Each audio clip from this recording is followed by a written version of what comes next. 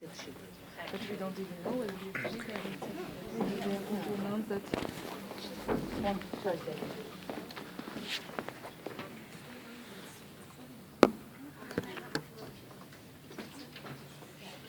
So, Hoş geldiniz. Thank you very, very much for coming to our lecture tonight.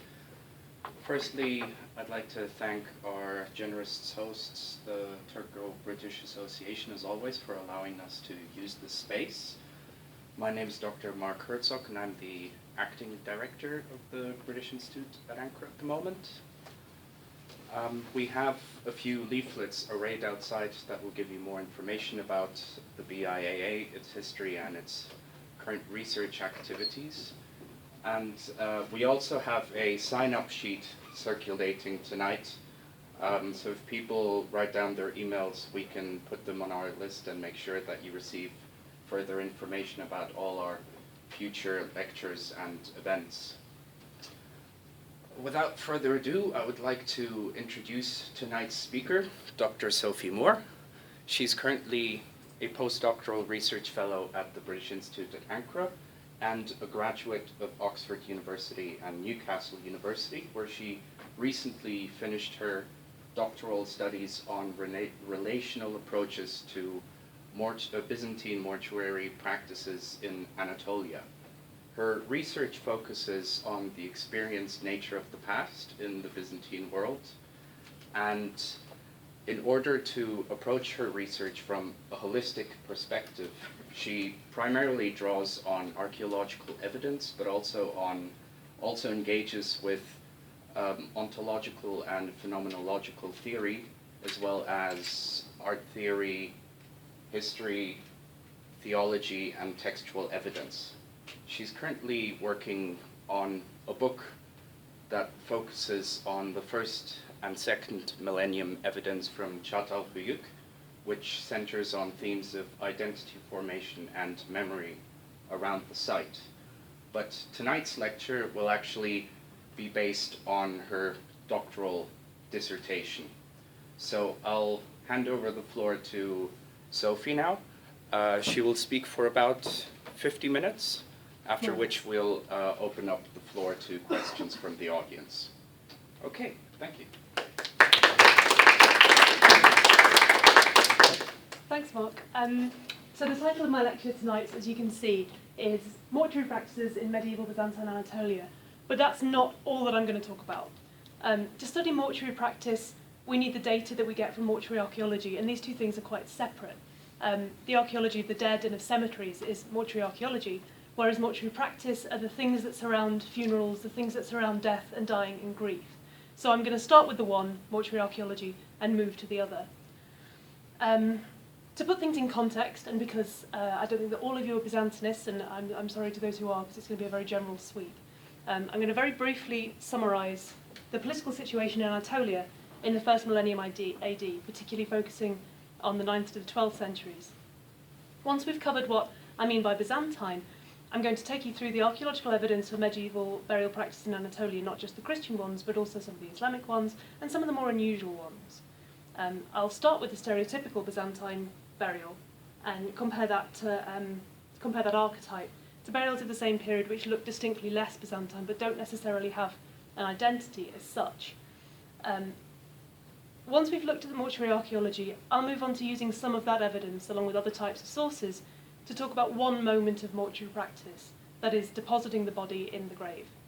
I'll approach this particular moment in two different ways. I'll talk about bodily integrity, that is, keeping the body together after death, and the relationship between human bodies and the cult of the saints in Middle Byzantine worldview. And I'll also talk about Byzantine allegories and the nature of allegorical kind of narrative and metaphor, which focus on death as a journey and how that relates to the objects in graves. So first, a really very brief introduction to Byzantium and to the sites that I'm going to use as case studies. So as I'm sure you already know, the Byzantine Empire, and here we can see it in 560, reproduced from one of the very basic textbooks, it viewed itself as a continuation of the Roman Empire. It was populated largely by Christians, for whom the common language was Koine Greek, which is quite a lot like classical Greek, but with much fuzzier grammar. everything else seems to go fuzzy in the medieval world, so does the grammar. So the medieval period was turbulent in Anatolia. Land frequently changed hands. A really key question in the history of the region is to what extent populations remained stable while ruling classes changed. Certainly populations and religions seem to remain stable to some extent, and there's some degree of religious tolerance for both Christians living under Muslim rule and Muslims in Christian territory. And that's really a textual question, but it's one to which archaeology can begin to contribute. The Eastern Roman Empire of the first 3 centuries of the new millennium had given way to what we call the Byzantine Empire, which is really the Roman Empire in the east after the fall of Rome in the west. Whizzing through history, vast tracts of Byzantine territory were lost to the Sassanid Empire in the 6th century, and then the same land taken by the Rashidun Caliphate in the 630s. The Umayyad Caliphate took power from the Rashidun Caliphate in the 660s, moving further into Byzantine territory and taking the area. So we've lost all this stuff that was down here in the map from Mango. And the empire in the 7th century then becomes bordered by the approximate line of the Taurus and Anti-Taurus mountains to the south.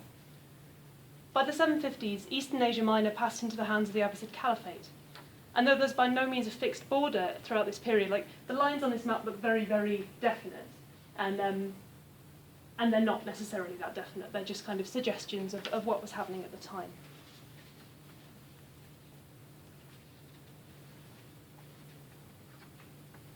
So the 9th century, and we're getting into the period that's really relevant to the burials I'm going to be talking about. The 9th century saw the beginning of the decline of the Abbasid Caliphate, and it begins to break up, particularly in the north. The Armenians gain more prominence as an ethnic group, creating the Kingdom of Armenia, and Byzantine theology during the 9th century was locked in the wars of iconoclasm, which eventually resolved in 842 with the triumph of orthodoxy under the Empress Theodora. And this huge conceptual battlefield of kind of religious ideas is all caught up in the politics of the time, which are really very volatile. By the time we get to the 11th century, the Fatimid Caliphate had largely taken over where the Abbasid Caliphate left off, in a fairly uneasy truce with the Byzantine Empire, a truce which occasionally broke down into border skirmishes. So even though in textual sources we've kind of got this definite line and a truce has been written up, the archaeologists don't necessarily bear that out, and there's toing and froing across what we might think of as a border. The 11th century saw the major border disputes, saying that the 11th century did see these major border disputes kind of simmer down a little bit, and things start to happen up here to the north, and that there's sort of a push north and west from within the Byzantine Empire. And the conflict tends to happen with Bulgars rather than Arabs during that time.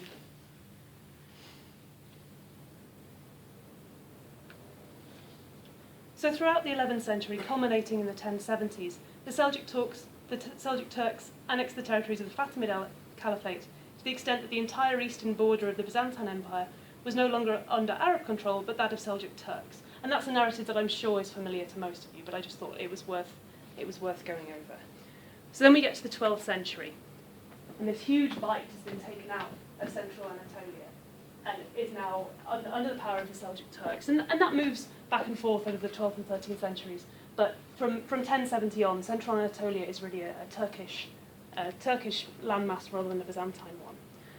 And that's relevant because the burials that I'm going to talk about, for which the chronology is not terribly secure, run right the way from what we might call the southeastern, but sort of central southern Anatolia up to Istanbul, or in this period Constantinople. And they run the gamut from the 6th through to the 12th century. So talking about these burials as Byzantine, particularly the ones like Chital here and Hinabasha, which is about there, talking about those burials as unproblematically Byzantine, even if we know they're medieval, is not something we can do. They may also have Seljuk Turkic influences, they might be Islamic. It's a problem.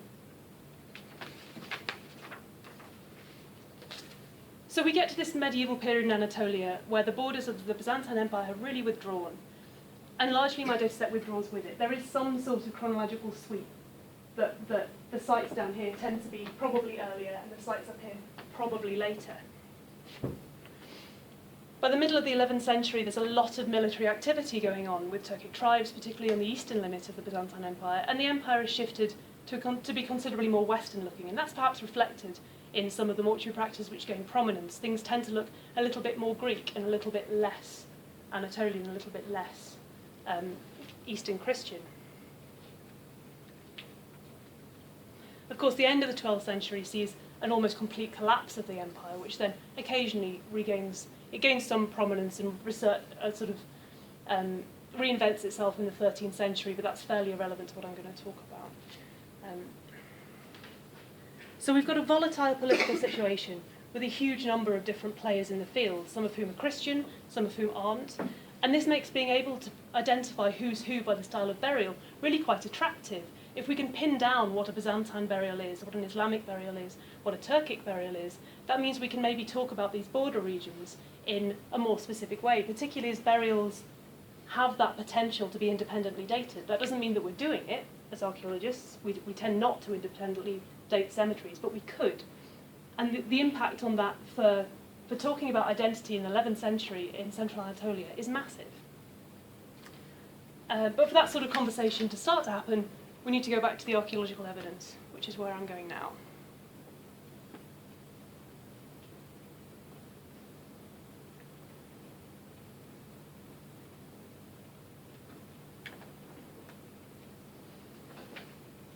So this is something that we could perhaps call a classic Byzantine burial. This is the stereotype of a Byzantine burial.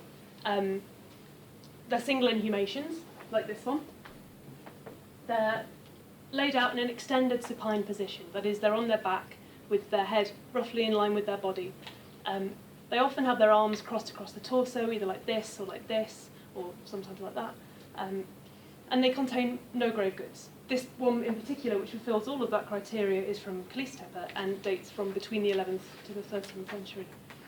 And this is the sort of grave which archaeologists working in Turkey are really closely familiar with, whether or not we're Byzantine. Cemeteries tend to be on top of prehistoric mounds. We've all seen sort of one or two burials on top of a mound we're interested in. They're in site reports, they're in preliminary reports, but they're rarely the focus of excavation. And that means that we don't have the kind of detailed analysis which could lend itself to identity politics. So pit graves with no furnishings. Extended supine skeletons aligned west-east, that's with the cranium at the west end of the grave. The cranium might be in line with the vertebral column facing up, like facing the sky, or it might be propped up like this to face east, to face the direction that Christ is supposed to come from at the resurrection. It might also face south to Jerusalem, and that becomes very important when we're talking about Islamic burial later on, because Islamic burials all face south. If we're looking for a basic type grave for Byzantines, this is it, all over the Byzantine Empire from the 5th or 6th century to the 14th. And as you can imagine, without independent dating, without radiocarbon, this makes categorising cemeteries by type very difficult.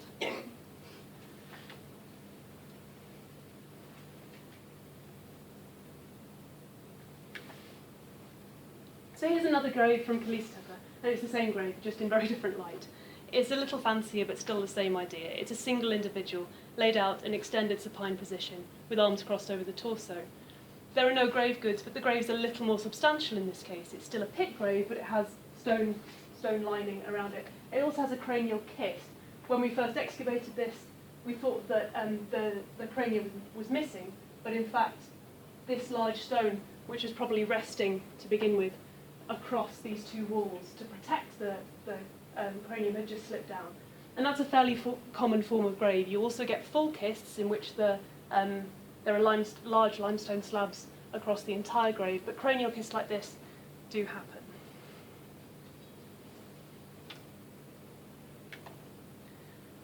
So if the single inhumation with no grave goods is the classic type of burial, there are a huge variety of variations in the theme. These tiled-lined graves are from Ilpanar and Barjin, although you find this type of grave pretty much everywhere in Anatolia. And the graves at Ilpanar date from between the 6th and the 13th. Again, it's quite a broad time scale that these things occur within. Mortuary practice change slowly, and they have few features by which we can refine chronology, but there's a broad diversity within the Byzantine data set.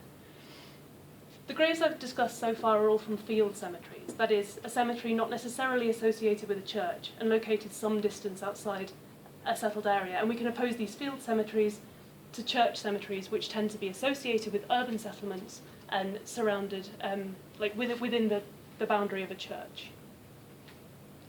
This is a field cemetery from Çatalhöyük from the 1st and 2nd millennium AD. Châtel has burial, we all know it for the Neolithic, but it has burials all over. Every part of the excavated site has burials that are either Roman, Byzantine, or Islamic above it. So we think of this as a field cemetery. This isn't actually a church or probably any kind of building associated with the cemetery. You can see it cuts a number of the burials here, and they're all Christian, so it's very unlikely to be a church. Also, the footprint really doesn't look like one. So already some of the criteria for a classic Byzantine burial, in that it's associated with a church, it's extended and supine, and it's an individual burial with no grave goods, are kind of looking a little bit dodgy. We can't necessarily take that as a blueprint for what every burial should look like. And moving away from that stereotype a little bit further, we get to this kind of burial. Cemeteries associated with churches have graves which really often hold more than one individual.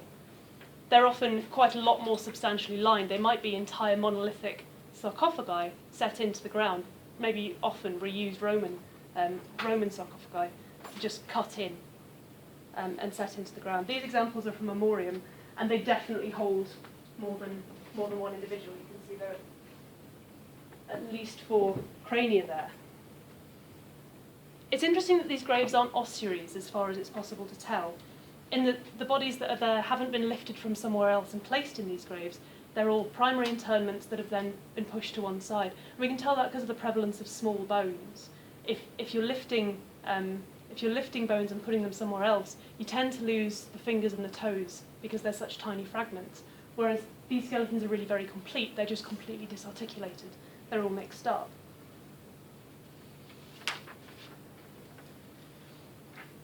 So this kind of practice of church burials having these large graves with very mixed up bodies within them is quite different to what's going on in Byzantine Greece, where already by the 9th to the 10th century there are these huge ossuaries, so people are buried near churches on their own.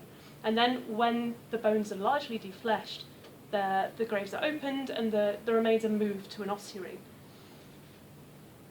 To my knowledge, there are no securely dated ossuaries from Byzantine Anatolian sites. There aren't even any excavated ossuaries which look like they could be Byzantine.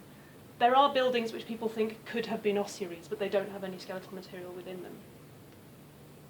So instead of ossuaries in Anatolia, we get cemeteries which are associated with churches which fill up and up, and they're not cutting new graves.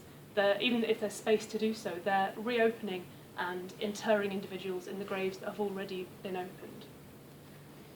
And there's a really good example of this from Eleusis Sebaste. Oh, that site plan's not come out very well at all. Sorry about that, it's much nicer on my screen. There are 7 graves, you can see 2 of them there.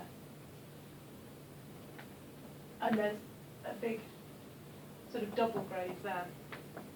So there are 7 graves in total within this church. And within those 7 graves, there's a minimum of 116 individuals.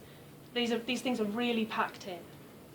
And these people are probably interred between the end of the 6th and the end of the 8th century, although it's entirely possible that the site's reused a little bit later than that point. Bodies aren't being packed into graves here because of the lack of space elsewhere, as is sometimes suggested for church cemeteries which are in urban contexts. Sometimes you get this argument where, oh, this churchyard's very full because it's in a city and it's important that it's in a city. There's lots of space, Eleusa. It's not a cramped place. It's important that they're in the church. I mean, there's even plenty of space left within the church. There are just 7 graves open with lots and lots of people in them. Reuse of graves like this makes it very hard to date cemeteries. For example, this double grave I mentioned, contained 18 individuals. We have 1 intact skeleton, 12 partially disarticulated skeletons, stacked one above the other with their heads at the west end, and 5 totally disarticulated bodies in a pile at the east end of the grave that have been shunted to one end. This tomb was really very monumental, and it was intended to be reopened. It's not like it was designed for a single burial and then other people have come along and decided to reopen it later. The limestone slabs which seal it have massive iron rings set in them. It's intended to be opened and checked, and more people added in. One of the slabs with the ring is inscribed, and in my very clumsy translation, it reads, "Whosoever's footprint rests beside my tomb, there you see me, short-lived Anatolia. Birthing a son, I gave birth and was put to death at the end. I am laid down, having just given birth, leaving behind the wailing of my husband. And it's quite possible that that inscription is in fact associated with the last inhumation rather than the first. The one intact individual was a woman, and there are neonatal remains within there that could have been kind of shaken up and are fairly unlikely to have survived if the infant was the first inhumation. So that gives us, because the inscription can be dated to the 6th century, it gives us a bracket, either that's a terminus postquem or a terminus antequem, either that's the end of the sequence or the beginning, and we don't know. So, and that's a well-dated example. So we have these huge brackets for use of these things that are really fairly non-specific. So protracted use of specific graves, along with the general lack of any stratigraphic depth above cemetery sites, they really tend to be on the top of things, with nothing above them, means we often end up with kind of a time bracket for these cemeteries, but not actually a date. And this is really easily solvable. With lots and lots of money, we could solve this really easily. We've got radiocarbon dating. But that hasn't happened, and that's not necessarily happening. It's not common at sites for that to happen. So we need to work on these typologies and these types of graves and the stuff that goes along with it to try and really pin this down. There are other types of monumental grave.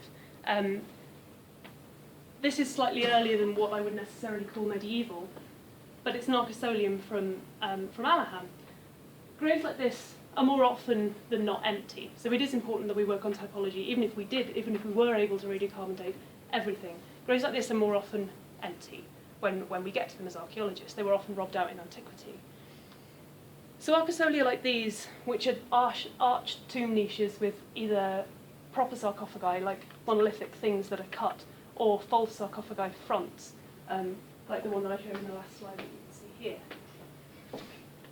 They start to be used in the late antique period. If we go by epigraphy alone, their use seems to peter out by the medieval period. But if we take into account the way that other monumental graves are reused, the graves that we have independent dates for, sort of sarcophagi full of things that continue to the medieval period, or that grave at Eleusis Sebaste, which has 18 individuals in it over a reasonably long period of time, it's entirely possible that the use of graves like this, not necessarily this one, but use of graves like these, extended long after their first occupants. And there's evidence of this in Cappadocia. The medieval period in Anatolia sees a massive decrease in inscriptions and epigraphic evidence. And that's been used to argue for maybe a slight decline in what's going on in places. But in Cappadocia, it's a massive flowering of culture, this sort of period of the 8th, 9th century. And we have a lot of new churches. The incredible sites at Gorome in that area are an example of that. And this form, which is an arcosolia, and the image on the poster and on my first slide, is also an arcosolium from this region, this period, perhaps suggests that the tradition isn't a late antique one, it continues into the medieval period.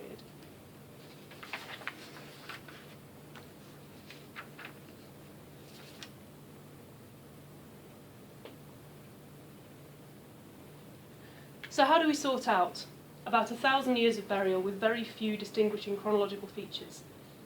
How do we do that? One of the ways is through the very rare instances of material culture. Fewer than 10% of the 900 individuals that I examined for my doctoral thesis were buried with stuff, but 10% of them were, so we do have occasional items of material culture. We can't date everything by looking at objects, but by correlating types of graves and types of objects, we might start to be able to get there. And these big projects, like what's going on at Hierapolis, like what's going on at Amorium, are really going to push that forward. So within the data that I've looked at, most of the objects included in the grave were personal items. They were clothing or jewellery or coins.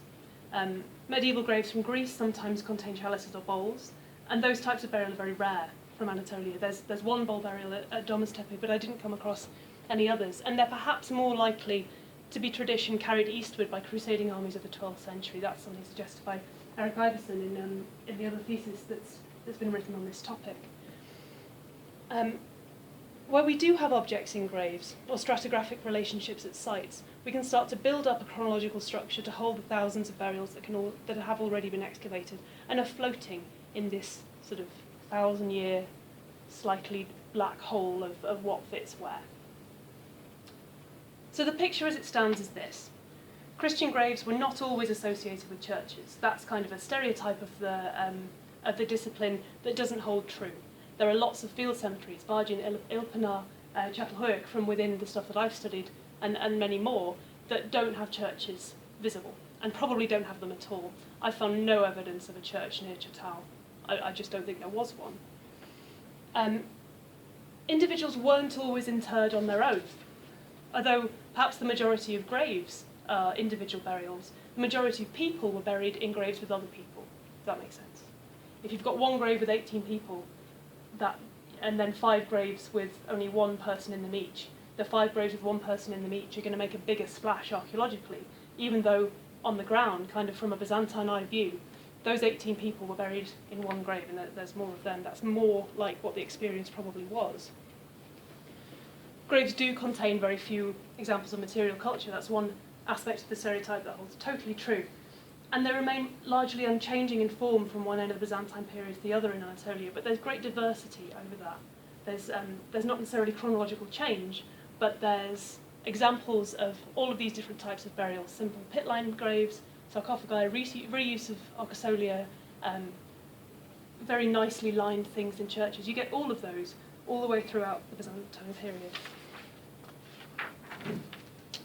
So far I've been describing Christian graves. And even though our chronology is lamentably broad, there are some defining characteristics. These bodies all appear to be extended supine. They're not on either side. They're laid on their back. They're all in relatively large grave cuts. These things aren't cramped up. They probably weren't tightly shrouded. These bodies aren't showing those signs of kind of compression of joints that mean we can say they were shrouded. They may have been in shrouds, but they weren't very tightly wrapped. And all that's in quite clear contrast to Islamic burial. So if we look at contrasting types of burial from the same period in the same region, but very different, we get to things like this. This is an Islamic burial from Chapelhoek. It's probably 11th to 13th century, and you can see it's in a very, very tight grave cut. So it probably was quite tightly wrapped. It's facing south, but fundamentally it's entirely on one side. It's not on its back with its head facing south. It's entirely on one side. So alignment to face the Qibla and burial on the right side are both textually attested elements of Islamic mortuary practice by the 8th and 9th century. The tradition seems to have been so universally accepted that after that they don't really get mentioned, but according to modern historians of Islamic burial practices, they're assumed to be standard elements of mortuary practice. The strong emphasis on facing the Qibla, facing in the case of Turkey south, might lead us to assign Islamic status to graves such as this, but we've seen this grave before. It's a Christian burial from Kalistepe. It's right by a church, and it is facing south, but the key difference is in the position of the body. So this has led in the past to occasionally probable misassignment of graves to sort of saying that they're Islamic when they're probably Christian. So we have some criteria from distinguishing Islamic graves from Christian ones. Islamic graves in 12th and 11th century Anatolia are likely to be fully on their right side, while Christian graves may just have the face directed south.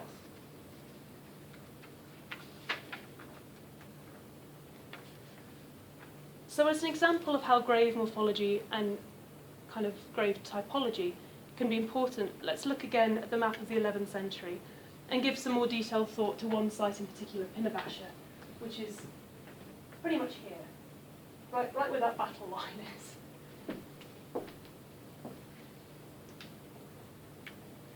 There are 6 graves at Pinabasha which are likely to be 11th century. They could be 14th, but they're likely to be 11th. They were excavated during the 2003 and 2004 seasons, and they're right in the upper stratigraphic levels of the trenches, so they've not got stratigraphy on top of them that could help us date them. All of the burials are single inhumations, and the skeletons are interred partially extended and aligned east-west.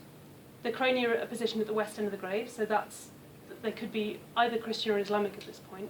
And all the individuals are facing south, but they're rolled slightly onto one side. They're not definitively one or the other. They're not like these very nice clean cut, oh, that's Christian, that's Islamic. Additionally, the grave cuts are really unusual. They've got this really distinct morphology you can see in this image. And this is part of the grave itself, that a pit's been cut here. And the grave niche hollowed out of the south section. An individual then gets slotted into this grave niche, facing south away from the open pit. In 4 of the 5 graves that are in this form, the grave niche was sealed with the large unworked stones, so it looks like this. And that, as well, is more of an Islamic tradition than a Christian one. It's the graves are being marked, but they're not being marked in an ornate fashion. The date for these graves comes from a copper alloy coin, which was recovered in the upper fill of one of the graves, and it's identified either as a 13th or 14th century Mamluk copper, although that's the more unlikely identification, or as, and I can't pronounce this word, so forgive me, Ildegazid Atabeg. Numismatics is not my thing.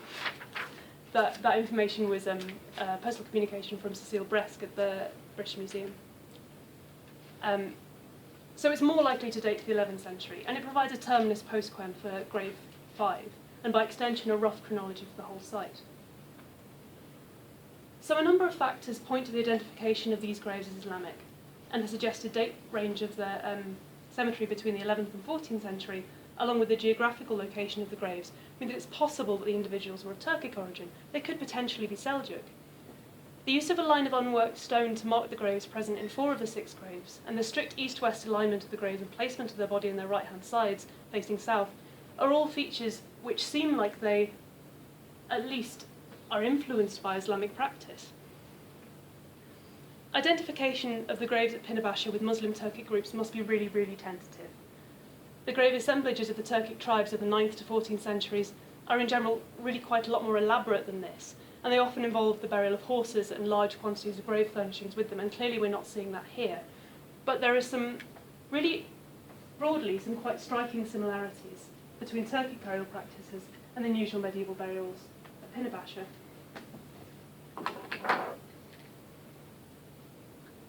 Turkic burials north of the Black Sea were often located within burial mounds, and we have no evidence of that here at Pinabasha, and they're cut into prehistoric mounds or natural high points in the landscape, and that is like Pinabasha. The tradition of burial on prehistoric mounds is also present among Christian Islamic communities in the vicinity, sort of in Anatolia anyway, so it's not necessarily a Turkic thing, it could be a local thing. So although grave construction and composition differ, it's common for Turkic burials to be segmented, and this is an example from north of the Black Sea. So there's a larger segment of the grave here, you can see, set at a higher level to this niche where the individual is placed. Slightly different to Pinabasha where the graves are undercut. And irregular and subangular. So the Turkic graves seem like these very set things. They've got very sharp corners, they're very precise, and they're all cut like this, whereas the Pinabasha graves are just slightly strange. I don't know of any other graves that look like the graves at Pinabasha. They sort of look like these Turkic burials, they sort of look like Islamic burials. They're really very confusing, and this is kind of a plea in a lecture. If anyone else has seen anything like this, I'd really like to know what you think of them. The absence of monuments at Pinabasha doesn't preclude the burials from being identified as Islamic, but it does suggest that the population there was either more transient, less affluent, or in some other way more averse to marking graves than other contemporary communities. It's possible that these graves at Pinabasha are a combination of Turkic grave culture, Islamic practice, the medieval date and location, the placement of the body on the right side, and the use of a simple line of stones is really similar to medieval Islamic graves from the region, but there's this really odd shape. This source of discussion of identity is one of the major problems for a data set which is all at once quite overwhelmingly large and relatively undefined. We get into these discussions of identity and ethnicity just based on material culture and kind of grave types, and that's quite problematic. We may end up assigning identity to people who wouldn't necessarily have reflected that in their own experience, but it's a starting point. And extended programmes of research and independent dating will really help enormously with these big political questions, these big historical questions of Anatolia in the 11th and 12th century.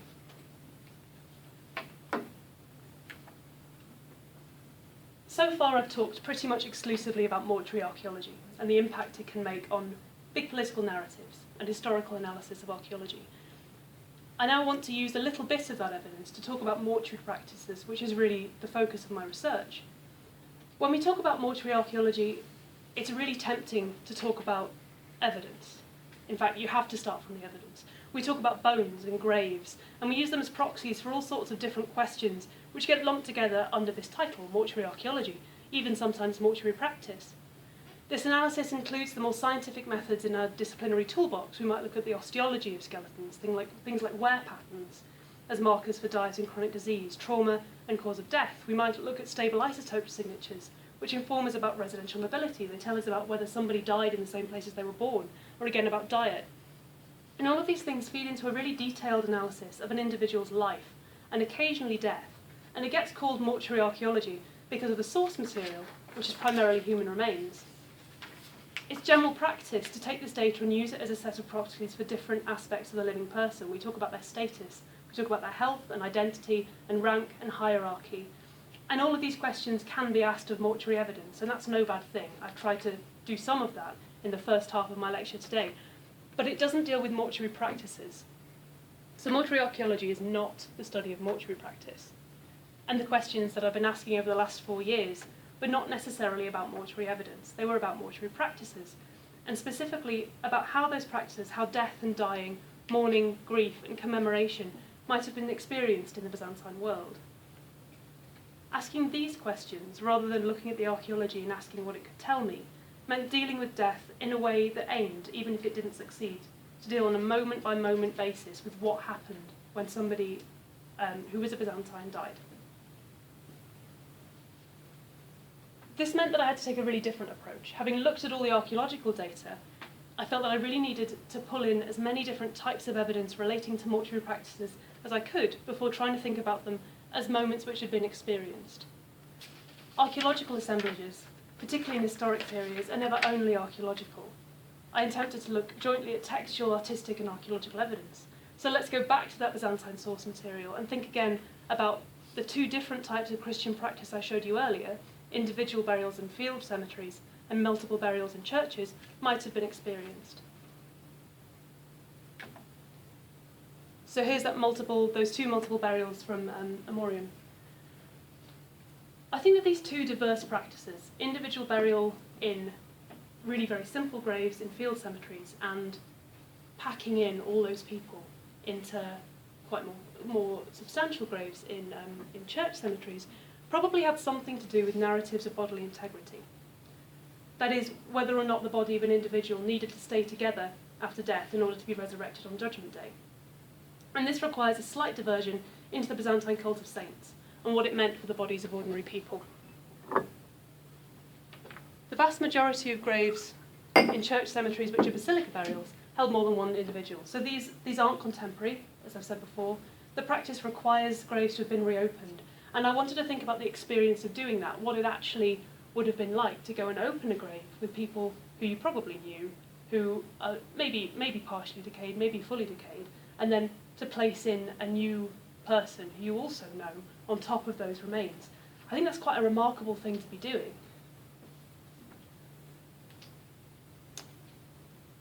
So on to the cult of the saints then, in a slight diversion. Saints in both early and medieval Christianity were really exceptional examples of humanity. They were held up as these people who are quite distinct, but they're still human. So the relationship between saintly bodies and souls can perhaps be taken as an idealised model for human body-soul relationships. What this means is the exceptional reactions to saintly bodies for which we have a textual record, because we do. So people talk about saints in hagiographies and all kinds of texts. Saints are a big deal. We can see echoes of the Byzantine ideas of what your body might be like, what my body might be like, how that body-soul relationship worked.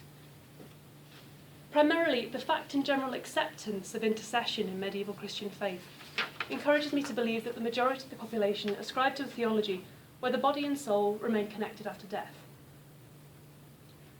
So that concept of intercession, the medieval Byzantine concept of intercession, really relies on understanding of heaven as a metaphorical court. Rather, it relies on the imperial court being a model of the heavenly one. Saints kind of fall into the medieval Byzantine role of patrons. They push their subjects' interests and argue on their behalf to higher powers. Intercession was achieved by prayers to the deceased saint, who heard them in heaven and acted on behalf of the person who prayed, sometimes appearing to them. And the efficacy of those prayers was greatly increased if they were channeled through some kind of conduit that had a direct link to the saint. This was the post-iconoclastic function of icons, with eyes acting as the window to the saintly soul. Also relics, which were generally body parts, exuvia like hair or nails, or other substances which had come in really close physical contact with the saint, could enable the prayer to reach the saint more easily, arguably because of the close link between body and soul. So this is one of the ways in which insight into saints gives us kind of a window into how Byzantines viewed their own bodies. So attitudes to saints can tell us the following things about attitudes to death. For at least some Byzantines, the souls of the dead remained conscious, remembering the physical world, even as they inhabited a spiritual one, where the very special dead had privileged access to the divine. And secondly, the bodies of the dead were important. They retained links with the souls of the dead, and whether or not they stuck together or not is perhaps something, kind of an item of concern. We can take this further. The deliberate disturbance of the saintly dead to get these relics, to look for them, suggests that, for them at least, remaining intact wasn't important. Similarly, the graves in churches, containing many more than a single individual, where everybody's all mixed up, bodily wholeness probably wasn't an issue for resurrection. We can contrast that to these field cemeteries, these more rural cemeteries, strictly one occupant per grave, and even when there are two, the individuals were interred at the same time, and the bones are not disturbed after the primary burial event.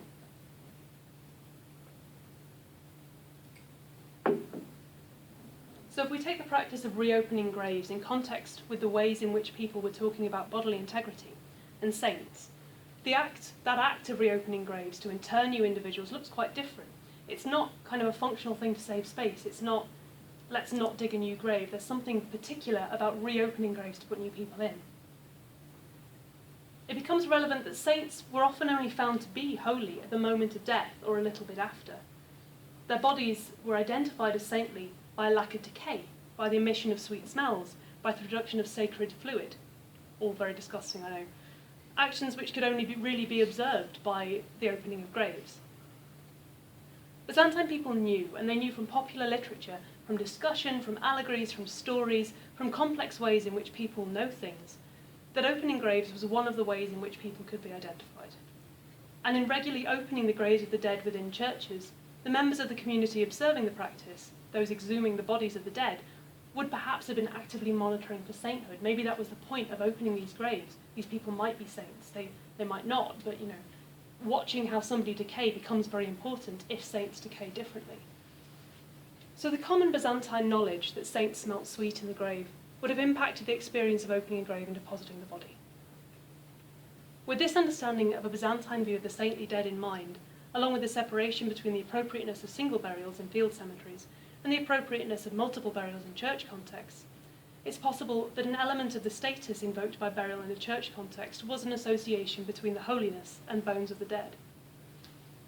Saints might be identified more readily in church contexts precisely because the graves were frequently opened to add new inhumations. Burial within a multiple context could not only therefore have held the promise of proximity to any relic held in the church, which it did. Churches are sacred places, it kind of helps you out if you're buried next to one, but also the possibility that an individual may have been interred in the same space as a person with intercessory power, or might be discovered as saintly themselves because their graves are being opened. An understanding of the afterlife in which saints can act as intercessors implies an attitude to the body in which the body and spirit are connected.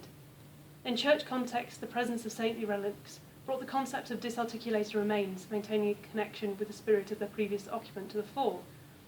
In these contexts, where disarticulation was common, the dead were likely not to have been viewed as pollutants. It tells us things about Byzantine attitudes to the dead that you are opening these things. And proximity to the sacred zones within the church may well have become increasingly important as traditions of deposition move towards this late Byzantine, high medieval Orthodox use of ossuaries, as in Greece. In contrast to that, a parallel developing tradition, the intact, undisturbed bodies of field cemeteries appear to privilege bodily wholeness, potentially as a result of a more literal understanding of the resurrection of the dead. So I've moved from talking about mortuary archaeology, the mortuary archaeology of medieval Anatolia, issues of taxonomy and identity, to discussing one aspect of mortuary practice, that is, opening the grave and depositing the body. Choosing to open a grave which was already occupied, or to inter the body individually.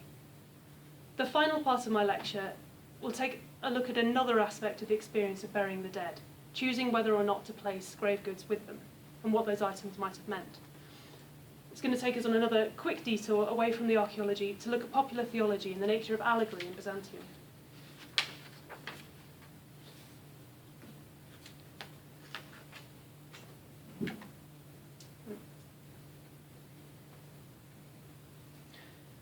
Beyond the sphere of highly educated, heterodox theology, there are the popular texts. There are hagiographies and there are apocalypses. And these were written for a really significantly different audience to the esoteric discussions of Constantinopolitan diaspora, which form the body of our textual sources of this period, at least in terms of eschatology.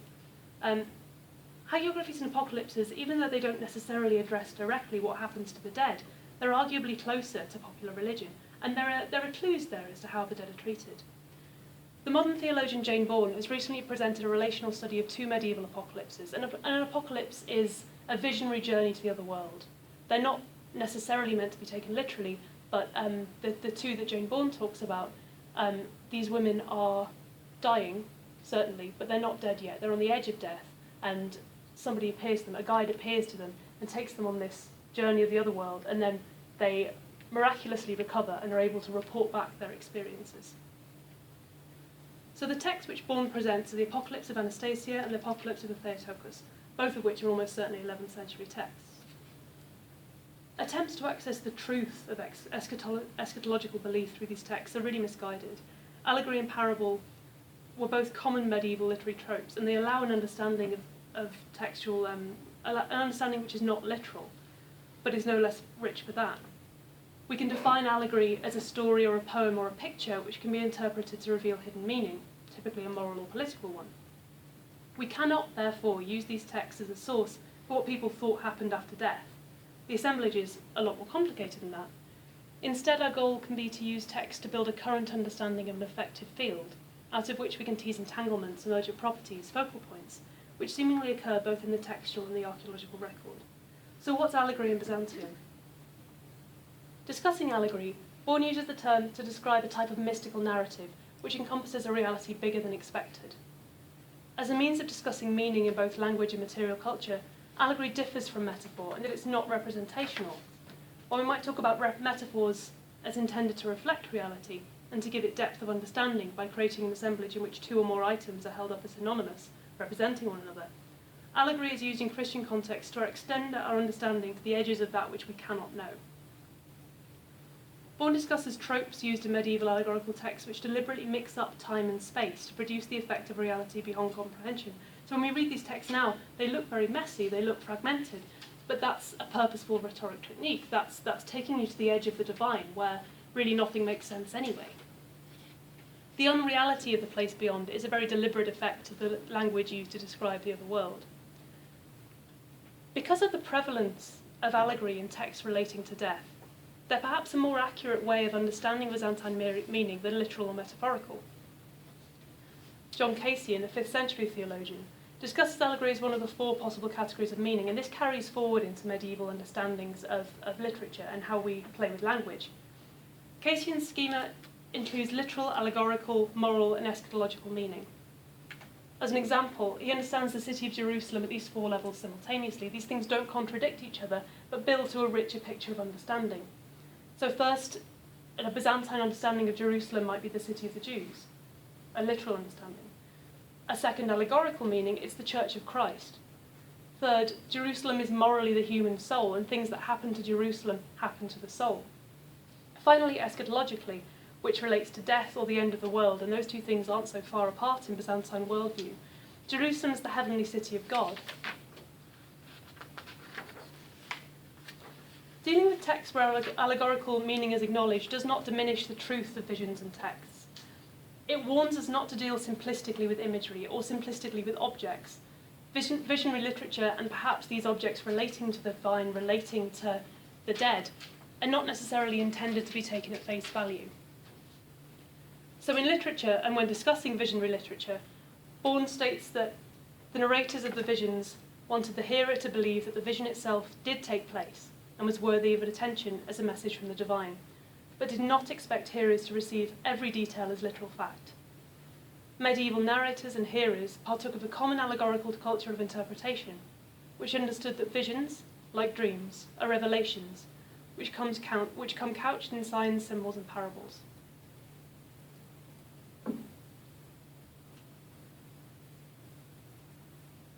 So why allegory rather than metaphor? Humans don't understand everything in literal fashion. Archaeologists have more commonly used metaphor rather than allegory to discuss non-literal meaning, and there's a huge body of work which deals with the concept of metaphor and the extent to which it's embedded in human rationality. We use metaphor to think about materials, but it's tended to bring us back to a position where material things represent concepts. In my experience, material metaphors embody relationships which are almost as visioned as one-to-one between sign and signified. In this mode of construction, icons represent saints, which is not how they function for Byzantines at all. My problem with the metaphorical understanding of stories is that icons are not only representational. Objects associated with divine power are not metaphors for something else. They don't represent it. They're only ever themselves, and they act in ways that, as modern humans, we might not understand them to act. But in trying to address experience in the past, we need to think about how these things functioned and not only what they represented.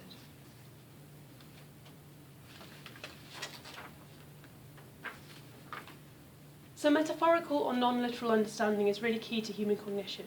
We understand things by referencing other things. But the use of metaphor in material culture studies separates nature from culture. It pulls apart these things that can't really be pulled apart. Objects end up representing concepts and they're not understood in their own right.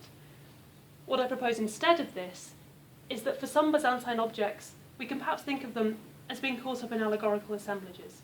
They're not there to represent, they're not there necessarily to do anything, but they're allegories in their own right. As an example, I want to talk about death as a journey, and the trope of death as a journey in Byzantium. Throughout Christian eschatology, from early Christian eschatology through to modern Christianity, the theme of a journey undertaken by the soul is really common. The apocalyptic texts, the Apocalypse of Theotokos and Anastasia that I introduced before, both really relate to this allegorical tradition. The Holy Theotokos describes a landscape of pain and punishment outside the gates of heaven. And the implication of a place, in this case, is that the souls of the dead travel through it to reach God. Although neither of the texts I've addressed describe normal deaths, they're not describing the deaths of the people that we see in the ground. The tropes of landscape, hardship and travel in order to reach paradise are really clearly in place, just as they are in images like this, which is the ladder of St. John Climacus.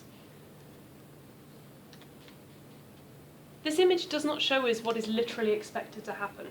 It's a non-literal understanding of salvation. Death was not always described as a straightforward journey. A description of the immediate aftermath of the death of an individual who is imperfect is present in the description of the spiritual journey of Theodora within the 10th century life of Basil the Younger. This text describes the ordeal of a certain Theodora, a pious though not perfect woman whose soul passes through a series of 22 toll gates arranged within 3 groups of 7, with a final examination of a general inhumanity and hardness of heart. So we've got these two tropes. We've got journeys and we've got toll gates that are really common in images, they're common in text. It's not necessarily a literal understanding, but they're things that Byzantine people tell each other about what happens after death. The Byzantine allegories of toll gates and journeys visible in these textual and artistic sources are not reproduced visually by any of the grave assemblages that I've studied. They're not shown in iconographic programs associated with mortuary contexts, but I do consider it likely that knowledge of these allegorical journeys, or others like them, form part of the archaeological assemblages I'm attempting to discuss. They form part of the moment in which people are putting people in the ground. They're part of the knowledge of mourners concerning what happened after death, and therefore they're relevant to it. There are a number of objects within grave assemblages which seem to me to cite the same tradition of journey and the soul. These objects specifically include shoes and coins. So shoes. Particularly in graves with no other dress accessories and indications of shrouding, these shoes must have been deliberately included after the body had been otherwise stripped. So it's not that a dressed person is interred and they're wearing everything they did during life. This person's probably not wearing the rest of their clothes. They've got no other dress accessories on them, and the shoes aren't necessarily on the feet. They're sometimes included to one side or the other of the body. So they're a deliberate, very thought through inclusion in the grave. Claiming that the presence of shoes in graves cited the understanding of death as a journey is really not equivalent to suggesting that the mourning community expected the shoes to be of physical use to the dead. And that's a narrative that crops up quite a lot in archaeological analysis of contexts where we don't have texts. These things were of use, these feasting things were used. And it's not always, obviously, but it's sometimes used. Here, I don't think that's the case. These shoes weren't physically useful. They're more likely, to my mind, to have felt appropriate for some grave contexts because they were objects which conveyed allegorical expectations of the living community, that between death and the resurrection, the soul undertook a journey of some kind. They're objects that convey an understanding of transition, which seemed appropriate to these Byzantine mortuary contexts. Coins perhaps play a similar role. Depositing coins with the dead to pay the ferryman was a really explicit pagan practice, and although this is perhaps in some cases a continuation of that, it's not the same thing. They're the most common grave furnishing, as far as I can see. They're on every site. They're probably about 4% of grave objects are coins.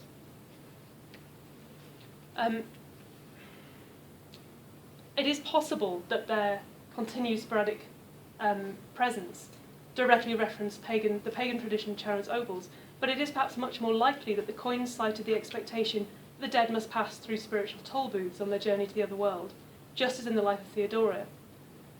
Similarly to the presence of shoes, I don't think that the presence of a coin can be read as a literal understanding that a physical coin would be needed, but rather it's a way for the living to acknowledge that the soul of the dead was undertaking a journey. Objects associated with allegories of journey acknowledge the continued liminality of the soul, and crucially the continued existence of the person, the continued perhaps consciousness of the soul, as it transitioned from living to dead, divested of the corporeal body. The traditions of placing shoes or coins with the dead are relatively uncommon. Less than 10% of people were buried with stuff. These things aren't all the time, but both trends are really dispersed throughout the sites. They're dispersed throughout from the 6th to the 13th century in all of Anatolia. Shoes are present at both really high status sites, like Amorium. They're present in field cemeteries, as at Chittal. There are coins from graves at every site. These objects were by no means common, but it's quite likely that a lot more of them are present than we're finding, particularly shoes, because leather decays. A lot of the evidence we've got for shoes are shadows, and that takes really careful excavation, or collections of hobnails, and that sort of level of recording is not necessarily always present. And sometimes they just decay altogether. So the presence of these things implies the trope of death as a journey was widely held beyond the community who read and understood textual allegories which suggest it. These popular stories, although they're popular theology, they're not necessarily that widespread, whereas these things that are happening in graves are completely widespread. They're almost ubiquitous, at least in terms of diversity and chronology, if not for actual individuals. Allegorical interpretation is not limited to coins and shoes. The wider range of objects of Byzantine graves could really be interpreted in the same way. Understanding objects as holding allegorical meaning to some extent limits a tendency to oversimplify belief into literal actions and physical truths. So I've tried to argue that allegory is a useful way of thinking about Byzantine meaning, and an integral part of building our own assemblages of knowledge about the past. Looking at material culture through the lens of allegory acknowledges the reality of Byzantine belief systems, but it doesn't lose the sight of the importance of non-literal truth to human understandings. The crucial point here, I guess, is that we interpret crosses as metaphorical, as standing for Christ. We take away their ability to act, which for a Byzantine person was a very real truth. I propose that using allegory to discuss tropes in Byzantine grave assemblages is effective because it doesn't have that one-to-one relationship. Shoes and coins cite the allegory for death as a journey. They don't represent them, but contribute to the assemblage which is constructed by and constructs both Byzantine mourners and modern archaeologists. By thinking about the experience of creating assemblages and the effect and ambiguity of objects, we deepen our understanding of the archaeological assemblages we're left with. When Byzantine people placed objects in graves, they didn't do so to create metaphors, to state identity, to declare belief. Rather, the occasional placement of objects in graves and the standard absence of things were actions themselves. They were useful things to do for the people who were mourning, and I think it's helpful to think of them like that. So this lecture, like my doctoral research, has really tried to move from very general questions of mortuary archaeology and what it can contribute to discussions of identity and community, to very specific issues of mortuary practice, and how 3 different aspects of placing the bodies of the dead in graves might have been experienced, whether they're placed with shoes, whether they're placed with coins, whether they're placed individually or alone. We looked at an image of classic Byzantine burial, of graves associated with churches, extended supine individual burials facing the sky of the east, and we replaced that image with what a Byzantine grave should look like, with a really wide variety of practices. Ossuaries in Greece from the 6th century on, frequent reuse of monumental graves near churches, which creates problems for site chronology. Individual graves in cemeteries without churches, but where remaining intact was important for the resurrection. So there's this diverse set of practices which all happen, as far as I can see, from the 6th century to probably the 14th, following that wave of the Byzantine Empire withdrawing to the north and the west. I then moved on to discussing practice and experience, how we can use mortuary archaeology as one source among many to ask how death and dying, in this case the moment of interring the dead, fitted with Byzantine cosmology. And that's the point, I guess, here, that we can use this archaeology not only in isolation, but also with all the other sources, with text, with art, with trying to build an understanding of how these things were experienced. Thank you.